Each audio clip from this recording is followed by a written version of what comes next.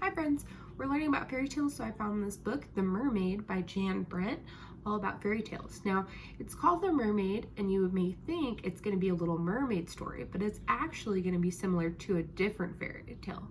Let's read the book to find out what fairy tale it's going to be like.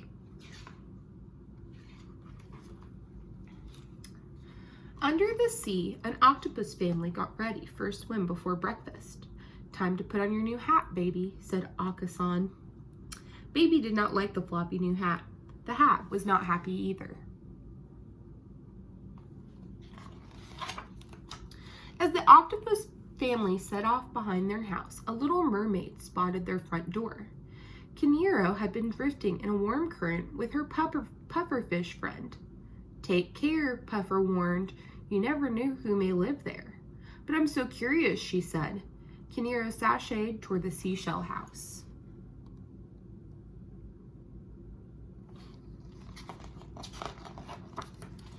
Inside, breakfast had been set out. There was a big shell, a medium-sized shell, and a little shell.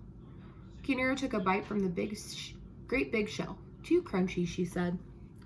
The little mermaid tried the tender bites in the middle-sized shell. "Too slimy," she said.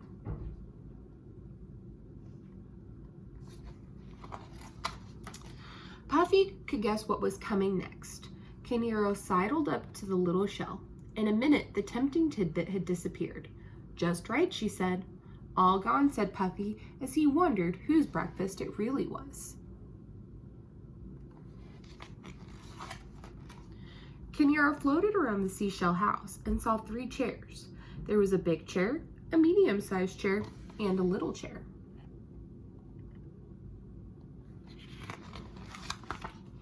She sat down on the large coral chair. "Too many bumps," she said as she smoothed her scales. Kinero wriggled into the middle-sized chair. Down she went. "This chair's too slippery," she gasped.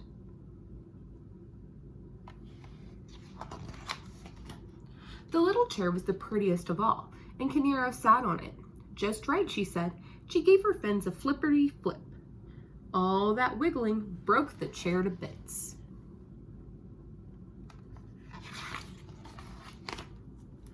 Kinero was worried about the pretty chair, but not for long, because the next room she spotted 3 beds.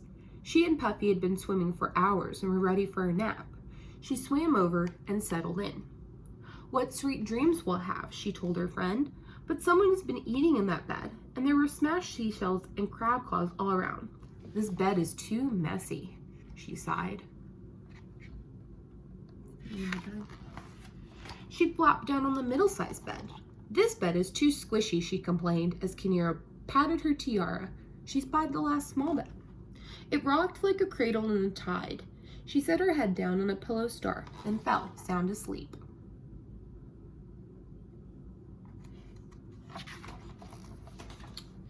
Soon, the octopus family returned over the sandy shoals. Right away, Otto-san saw his breakfast shell overturned. "Someone has been crunching on my crustaceans," he said, turning pink. Akasan huffed. "My breakfast has been splashed." She turned pinkish too. Baby looked around for her breakfast, but all she saw was the upside-down shell. "Someone has been eating my breakfast, and there's nothing left for me," she cried.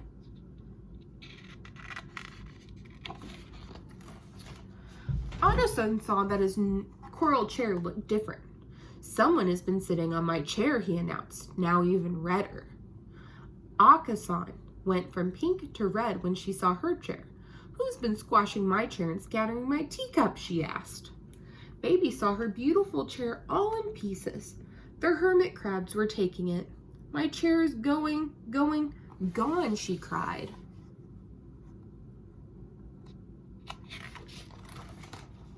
Sensing something else was amiss, or something was wrong, Otto-san squeezed into the bedroom. "Someone has been sleeping in my bed." He blasted ocean water and kicked up the star-shaped sand.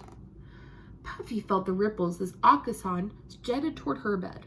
The soft seaweed she liked to drowse in was tangled and torn. "Someone has been sleeping in my bed," she said. So if they're getting red, how do you think they feel? They're probably getting what? They're probably getting mad.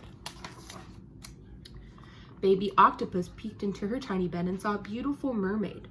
Someone has been sleeping in my bed, and here she is. The little mermaid opened her eyes. The adorable baby's eyes were soft and sweet. Her skin was shell pink.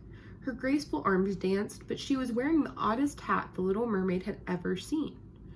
Kinero, who didn't like to see anyone unhappy, gasped. That will not do. She thought about her tiara and had an idea. So there's baby octopus with her hat. And she says, nope, that will not do. And she thought about her tiara. So I wonder what she's going to do. Just then, all three octopuses reached for Kinero with their 24 arms. Puffy was red. He puffed with all his might. Puffa, puffa, pokety poke, stickety stick. His sharp prickles did not let the octopuses near the little mermaid. Kinero had just enough time to leave her gift before she darted away.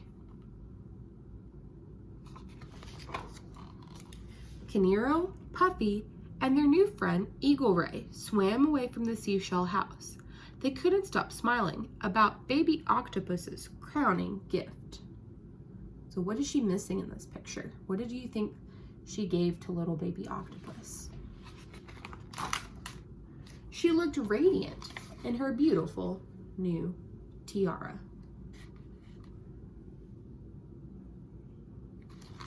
And that is the mermaid. So when we started out, we thought maybe this might be a story like The Little Mermaid, since we're learning about fairy tales, but it's actually a mermaid story that's closer to the Three Little Bears. I'm going to leave a video for you to watch the Three Little Bears and see if you can figure out how they're alike and how they're different. I hope you enjoy it.